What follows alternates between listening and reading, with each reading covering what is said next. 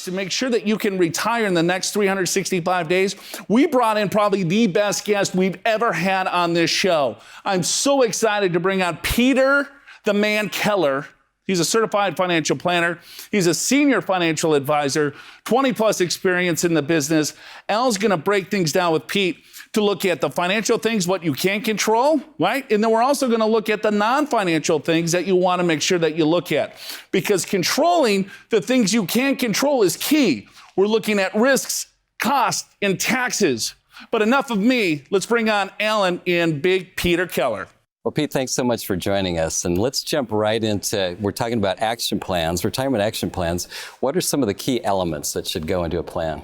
Great question, Al. There's a lot that you need to consider when you're going into retirement. But if I was to really break it down into three components, just from a broad spectrum, I would say first, you've got financial considerations. You want to really focus in on what is the desired spending that you have in retirement, and then what's going to be the income to maintain that lifestyle that you desire in retirement.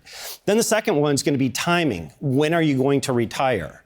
And there's a lot of different components. Is that going to be at the beginning of the year? Is it going to be at the end of the year? There's different ramifications of that. And then finally, it's going to be the non-financial considerations. You've got 7 Saturdays a week to fill your time. So what are you going to do in retirement? So let's start with financial considerations. So you've done your math, and either you're on track, you can retire in a year, or maybe you're not on track. And a lot of folks, when they look at their spending, they're not quite there. So what are some things that they ought to consider? Yeah. So you really want to hone in on spending, because spending is really going to drive everything. You want to be able to maintain that same standard of living throughout retirement, or you might want to enhance it some more. As we talked about earlier from Joe, he said, hey, maybe in retirement, you want to increase your standard of living.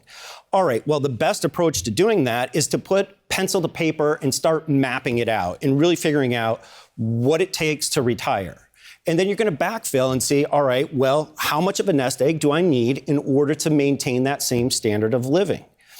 And at the end of the day, if you're coming up short, then there's some other considerations that you might want to make. So considerations, reducing your standard of living, selling a home. So what if I don't want to do that? I want to live my lifestyle. Okay. What should I do? All right, well, consider working longer. You know, that's another option. Delaying Social Security is another option.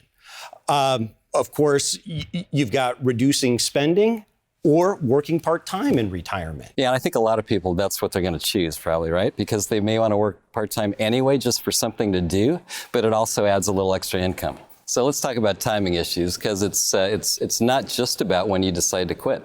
Yeah, no, timing is really, really important to consider, because when retiring at the end of the year, you got to look at all the comp that could come into play and the tax ramifications. So if you have an annual year's worth of salary and you retire at the end of the year and you have equity comp, such as stock options, restricted stock units, those are going to vest, that could throw your income higher. You might want to consider pushing that off until the next year. And then there's also other issues with retiring at the beginning of the month or at the end of the month. If you retire at the beginning of the month, then you have another month's worth of benefits, health benefits through your employer. So timing is really critical. If you carry into the next year by a month or two, now you have time to fund 401ks or Roth contributions as well. So Pete, there's also non-financial considerations on how you're going to spend your time, and that's just as important as everything else.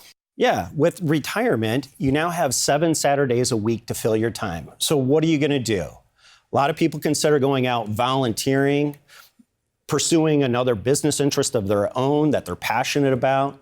So retirement, you take a step back and think about what you're going to be doing through your days in your golden years. Well, Pete, thank you so much for joining us.